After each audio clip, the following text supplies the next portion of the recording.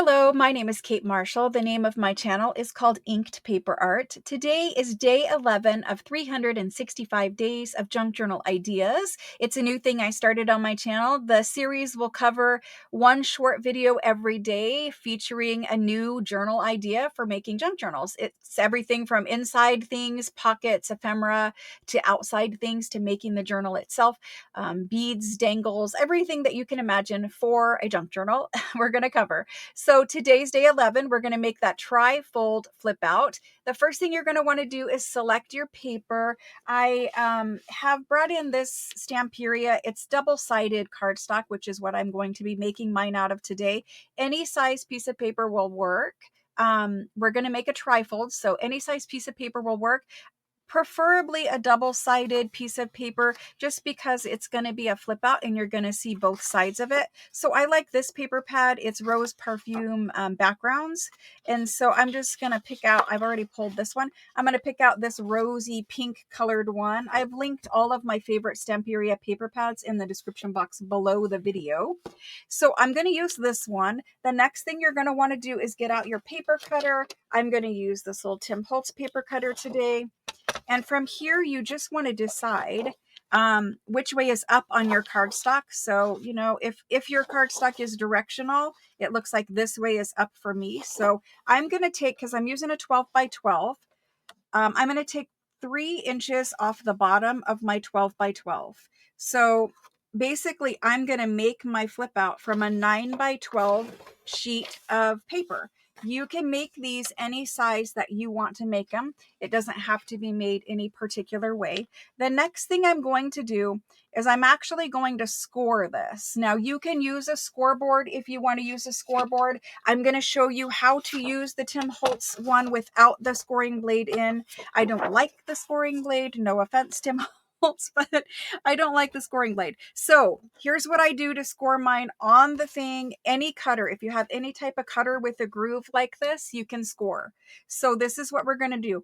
We have 12 inches across the top for me. You just score yours into 3 even sections. Whatever size paper you're using, score it into 3 even sections. So I have 12 inches, which means I'm going to score every 4 inches for me. So here's what I do.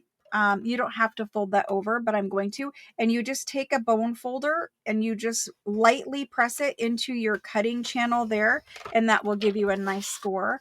And so I scored at 4. Now I'm going to score at 4 more because I moved my paper, but 4 and 8 is what you would score at.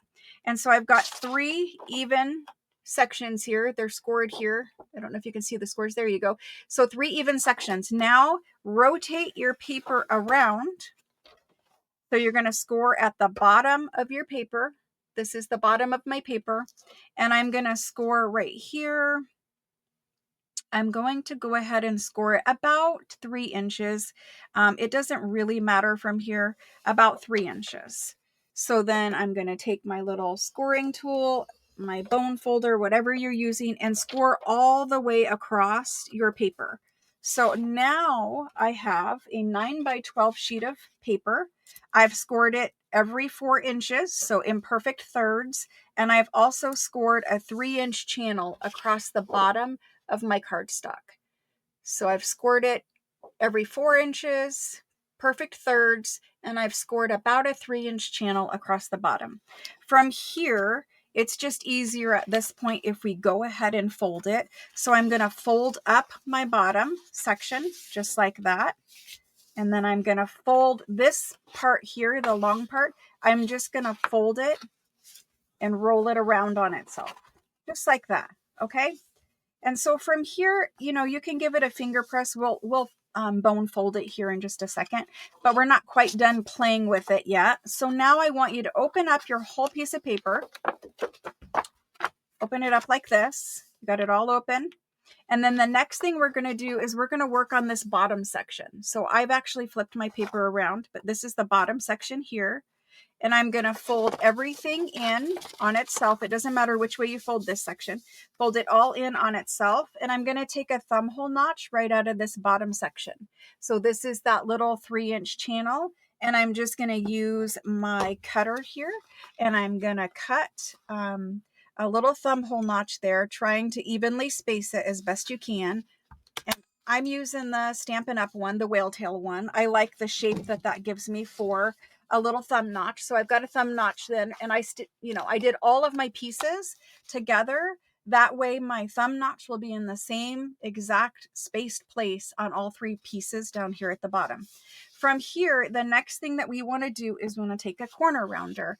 I'm going to use the Crocodile corner chomper. You use whatever you have. It doesn't matter if you use the 1/4 inch or the 1/2 inch size of round.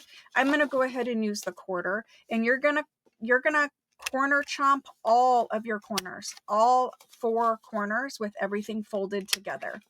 And so I've corner chomped them, and there we go with that. So basically, when you unfold it, you have a piece of cardstock that looks like this. All of your corners are chomped, and then you have thumb hole notches down here at the bottom. So I'm just looking at my corner rounder, and it doesn't look like I got a good corner punch on this one. That happens sometimes, especially when you're cutting them all together. So if you need to make adjustment, do it now. Just double check. Okay, good.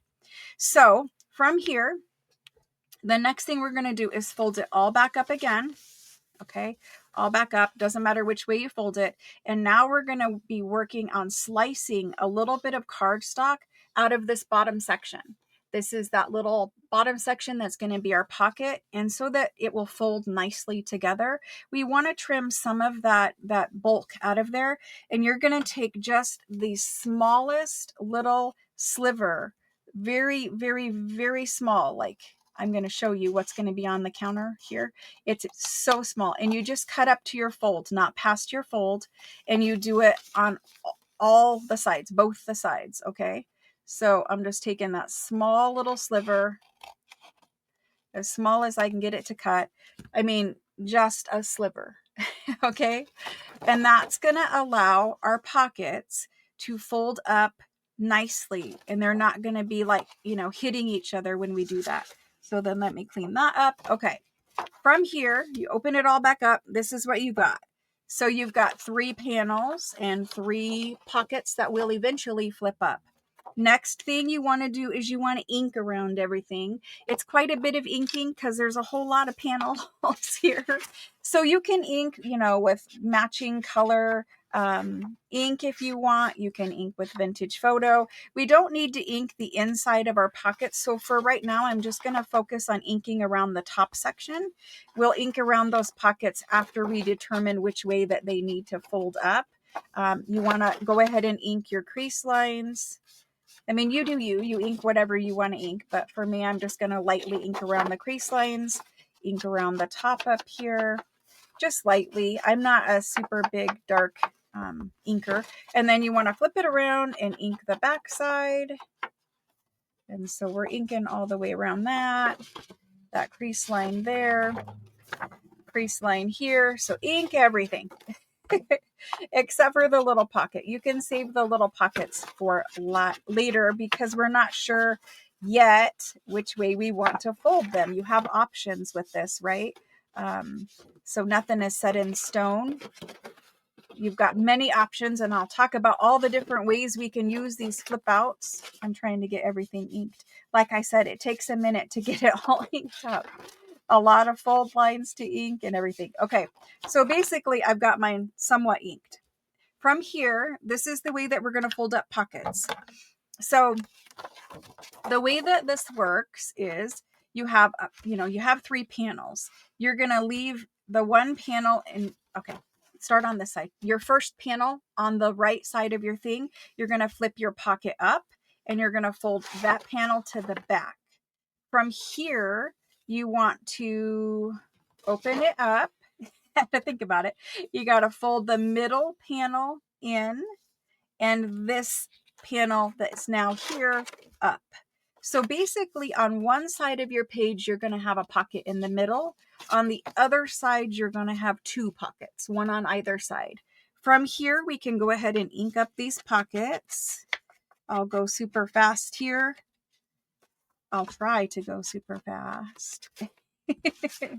Okay. Inking. Inking is not my favorite activity. It really isn't. Okay. And then we're going to ink that pocket on the back side. Do you guys love to ink? How many of you guys love to ink? Leave me a comment and tell me. Are you loving the inking? Are you as grungy as you can get, or are you a light inker, or does it depend on the project that you're working on? Inquiring minds want to know. Okay, so now we're ready to glue this guy. We have done all of our inking. We've done all of our folding. We're ready to glue. So again, one pocket goes up in the back, or in the, the middle section on one side, you get a pocket. Okay.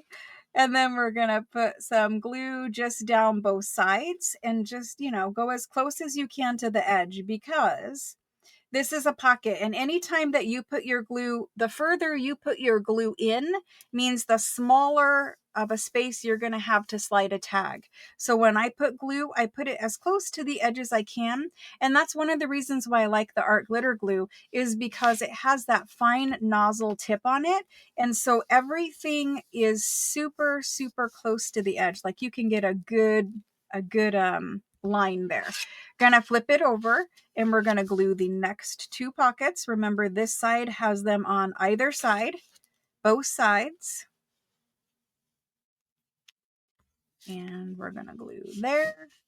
And if you notice, I'm kind of giving my pockets just a little squish in, and that helps them pop open so that you can slide things in and out easier. And so we're gonna glue up this side. I've linked the art glitter glue down in the description box below with the tips. The tips are key. If you've ever purchased art glitter glue and you didn't get the tip for it, the tips are really the big deal with the art glitter glue. It's excellent glue, but the tip is amazing. It allows you to do that fine little detail work. Okay, so we've glued, I guess we can leave the glue open. We've glued, I can't get the pin in anyway. We've glued it. So we have this situation going. The Stamperia paper is so beautiful. Next, we're going to glue it to a page. And I'm not going to actually glue mine because I don't know where I'm going to put this yet, but I'm going to show you where you're going to glue yours. So this is a flip out, and it can be glued in or used many different ways. This is a journal page, just a copy dyed journal page. And so you could leave this as a floating pocket and just, paper clip it to the edge of a page, and you could decorate it, right?